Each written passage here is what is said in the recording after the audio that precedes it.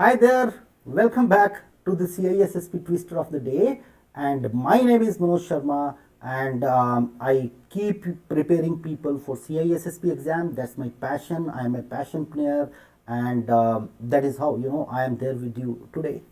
So in this particular series, in this entire series, we keep practicing tricky CISSP questions and help you align with the real CISSP exam.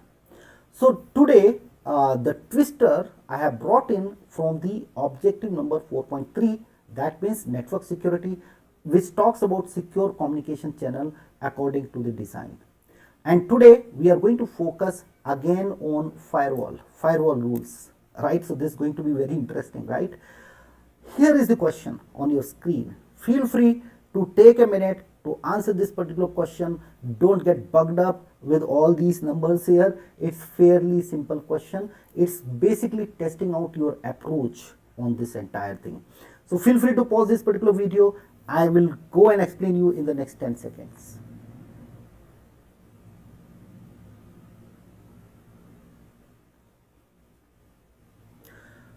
I hope by now you have identified your answer. If not yet, again feel free to pause this particular video and answer this particular question. And here I go explaining this one. LS is a security administrator responsible for configuring firewall rules. So this particular question is focusing on firewall rules. The company's policy requires allowing SSH access, okay, this is SSH, secure shell access to a specific server. They are going to say specific server.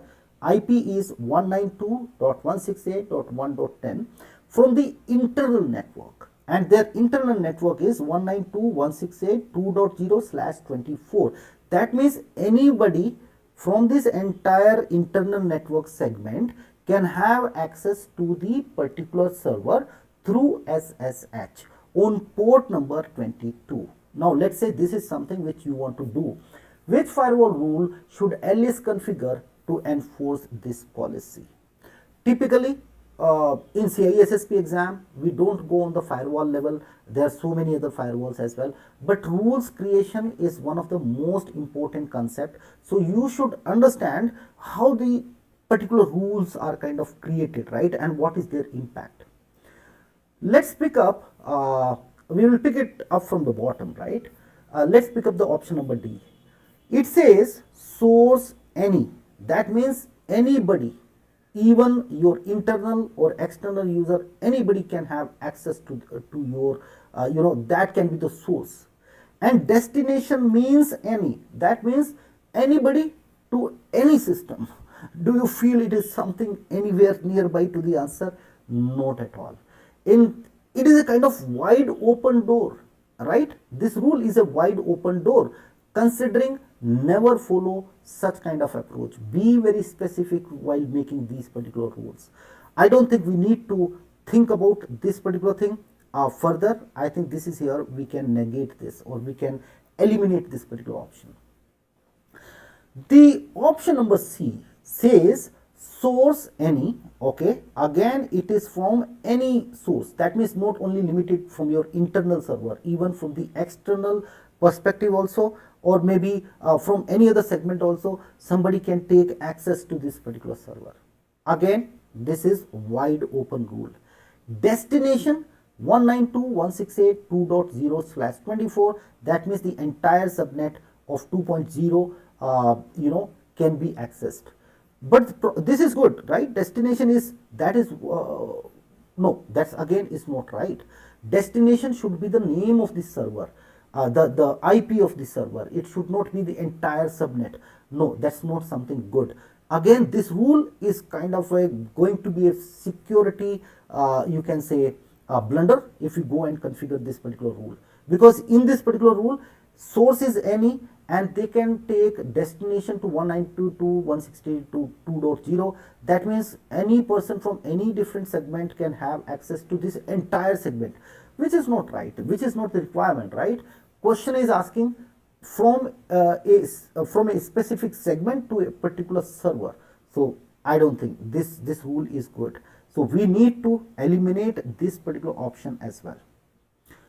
Option number A, it says source any. Again, that means any different network segment can reach out to the destination, that means the server, on port number 22 using TCP. Again, the problem here is any. In our question, we need to find, we need to have the access generated from a particular segment, not from any different segment. So again, this has to be ruled out. So by now you know very clearly what is the answer. Let's try to decode this. Source is 192.168.2.24, that means this particular segment, very much right option.